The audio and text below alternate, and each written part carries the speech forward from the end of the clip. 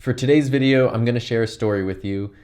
Anytime I share any stories, I want to be 100% clear that they are completely true and accurate. I have not hyperbolized or exaggerated anything. Storytelling. It's something that humans have done pretty much as long as we've been on Earth. About 10 years ago, one of my friends told me that I was the biggest victim of circumstance that he had ever met. I had no idea what this meant.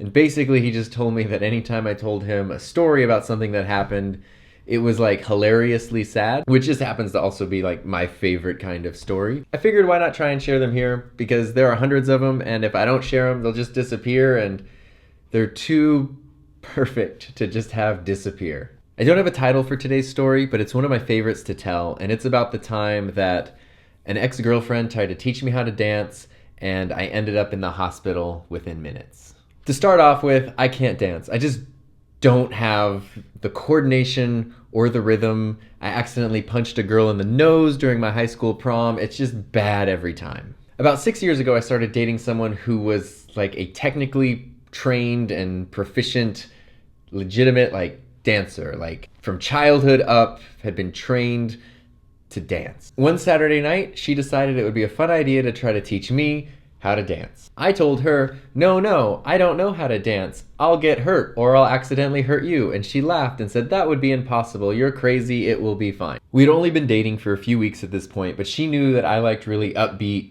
like bouncy music. And so she said, I'll teach you how to swing dance because that's really upbeat and fun and I think you'll like it. So things were going fine for about three and a half minutes. And then she wanted to do a more advanced dance move. She was such a well-trained dancer that it was kind of like that scene in The Sandlot where Benny says he's gonna hit the ball and all Smalls has to do is stand out in the field with his mitt in the air and like the ball's gonna come straight to it. How do I catch it? Just stand there and stick your glove out in the air. I'll take care of it. It's kind of how she taught me to dance. She was like, you just do these basic moves and like I'll take care of the rest and it will look impressive. And so one of these moves, which sounded very complex but was supposed to be simple, involved me lifting her up and then swinging her down towards my side. And she was supposed to do some fancy thing. An important detail to mention is that she was wearing a dress that had straps on it. The straps were kind of stretchy and on the back there were little buckles. As I lifted her up for that move, one of the buckles caught my nostril. And as she kept lifting, this is all happening within seconds, it stretched and stretched until finally the buckle just went and I felt a lot of pain. Immediately, I fell to the ground and covered my face. You know those times where you know you're hurt, but you think maybe it's not so bad, but maybe it is? This was one of those times and I had no idea. I thought maybe it will be fine. And so I had my hands over my mouth, I was covering my face, and I thought everything will be okay. I was on the ground and I took my hands away. And the only way I can describe it is that it was like I had dipped my hands in red paint. They were covered completely red with blood. There were literally not enough Band-Aids in my apartment to cover this, so I had to get an entire roll of paper towels so that I could stretch out the roll and cover my bleeding face with it. And I had no idea what had happened, but immediately we knew it's time to go spend Saturday night at the emergency room. And we drive to the hospital. She feels terrible. She's just apologizing, and I'm trying to explain it's not your fault, and this sort of thing is pretty much inevitable with me. We get to the emergency room. I've never had stitches. I'm scared. I don't want to pay for it. I don't want to spend the time there.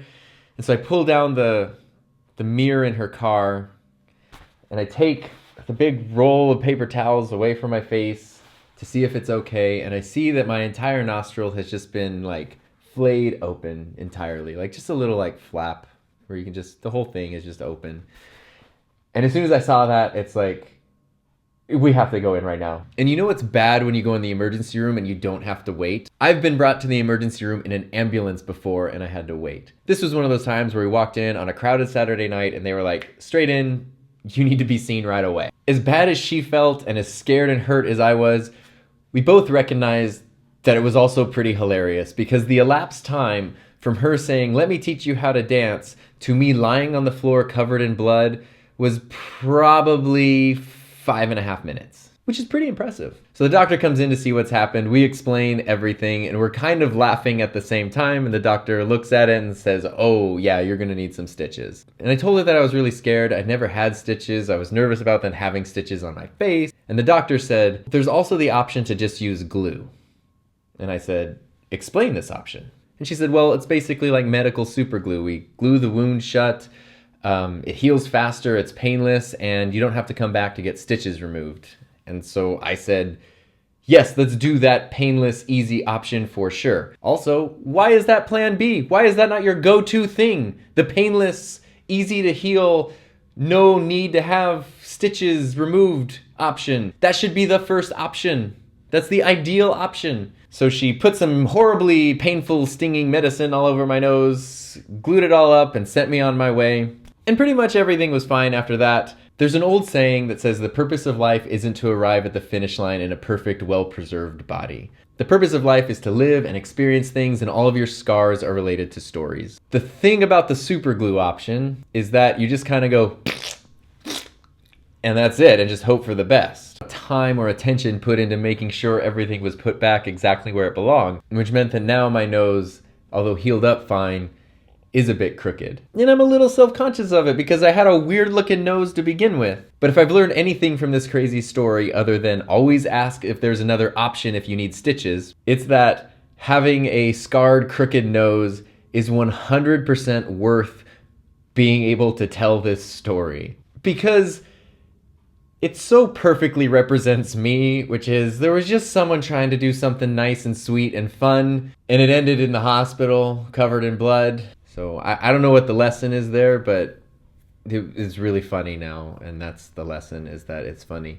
At least every time you've got a scar somewhere, there's a story behind it. If you have a way of taking that story and really looking at it from a point of view where you see the absurdity in everything, maybe it's a good way to start some storytelling.